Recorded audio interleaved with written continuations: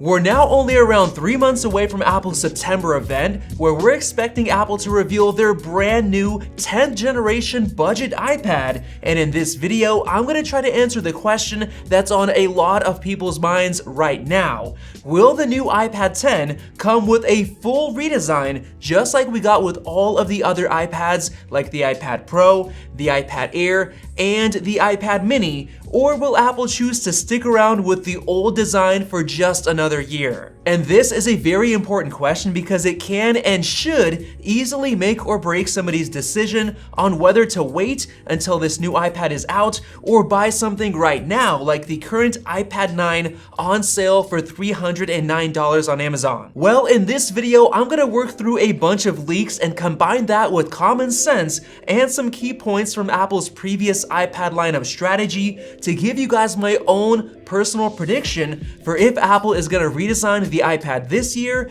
and what that'll mean for the pricing and the features. So let's get started. First of all, before I get into the exclusive new leaks from 9to5Mac, I want to make the point that Apple's budget iPad is essentially like the youngest kid in the family who receives all of the hand-me-downs from the older siblings. For example, the budget iPad 9 comes with the pretty old A13 chip, which first showed up in the iPhone 11 back in 2019. It was also the very last iPad in the entire lineup to finally get upgraded from 32 gigs of base storage up to 64, and that makes sense because it's only $329, hence why everyone calls it the budget iPad. And this hand-me-down point is actually going to be incredibly useful for this video because we can take a look in the past and see how long it took for some of the main features to make its way from Apple's high-end iPads over to the budget iPad, and then take what we learned there and apply that to the whole redesign debacle. And for these comparisons, I want to stick to the smaller sized iPad Pro and the iPad Air because it's the most similar to the current budget iPad.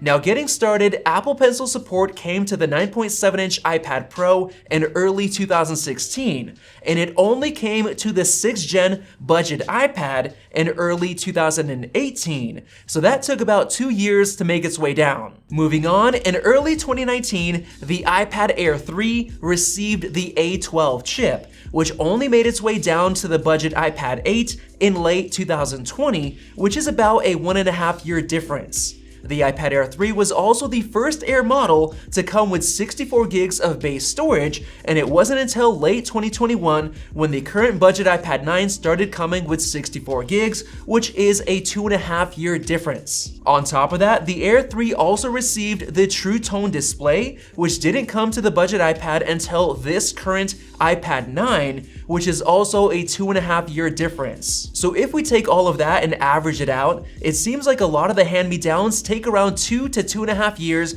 to make their way down to the budget iPad. Now, before I apply that to the timeline of when each iPad received a full flat-sided redesign, I want to bust out the recent leaks and rumors we got concerning the budget iPad 10 and see if those timelines match up. First of all, we got a leak from the king of Apple display leaks, Ross Young, who has been bang on with exact display detail leaks in the past, including the 14 and 16-inch MacBook Pro displays, the 8.3-inch iPad Mini 6 display, and even the 13.6-inch M2 MacBook Air. And recently, he claimed that the new iPad is going to be getting a 10.5-inch display, while the iPad Air will remain at 10.9, which totally makes sense because Apple wants the more expensive iPads to have larger displays. Now, if that 10.5-inch display size sounds familiar, it should, because that's precisely the display size of the iPad Air 3 in 2019. And not only that, but the entire chassis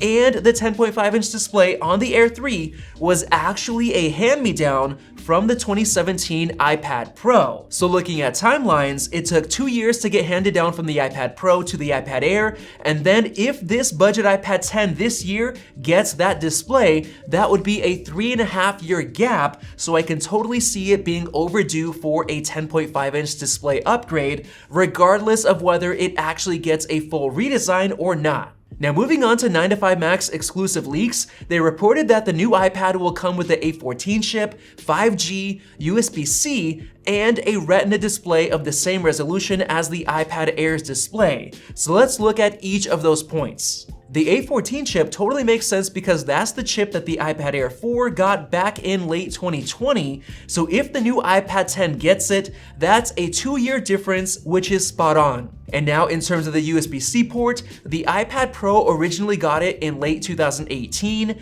and then it was handed down 2 years later to the iPad Air 4 in late 2020, and now if the iPad 10 gets it, that would be another 2 years, which actually lines up pretty well. And the most important detail that you need to realize is that whenever an iPad received the USB-C port in the past, it always came hand in hand with a full redesign. So if this year's iPad 10 comes with a redesign, that would be a solid 2 years since the iPad Air 4, which I believe lines up quite well to all of the other hand-me-down comparisons that I made in this video. So with that said, I want to dig into the common sense evidence both for and against the idea of the iPad 10 receiving a redesign this year before I give you guys my final prediction. First of all, this is going to be the 10th generation iPad, which is kind of perfect because Apple waited until the 10th anniversary iPhone to give it a massive redesign with stainless steel bands and Face ID. But the number one reason why it makes sense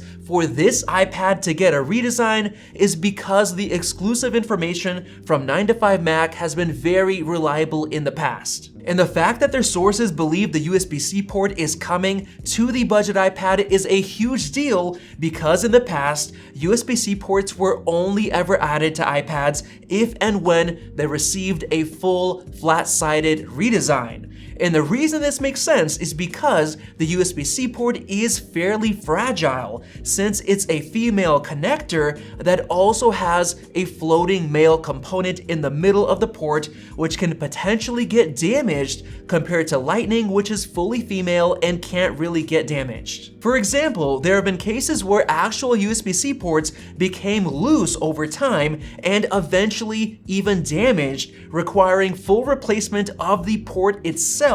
instead of simply buying a new cable, which shows that USB-C isn't as reliable as Lightning. So if this new iPad 10 comes with a new USB-C port while reusing the old chamfered chassis design, it would cause major problems because the USB-C port would be cut diagonally into the rounded frame. So if you plug in a USB-C cable, the bottom side wouldn't have as much support as the top, leading to a potentially loose cable which would break the internal components. And because of this, I fully believe that the iPad absolutely needs flat sides so that the USB-C port is completely flat and level on the side of the iPad, making for the most stable and reliable connection, and that's why I think Apple only ever added USB-C alongside a full redesign. Not only that, but if Apple wants to discontinue the first-gen Apple Pencil, the iPad also needs a full flat-sided redesign to support the magnetic wireless charging feature.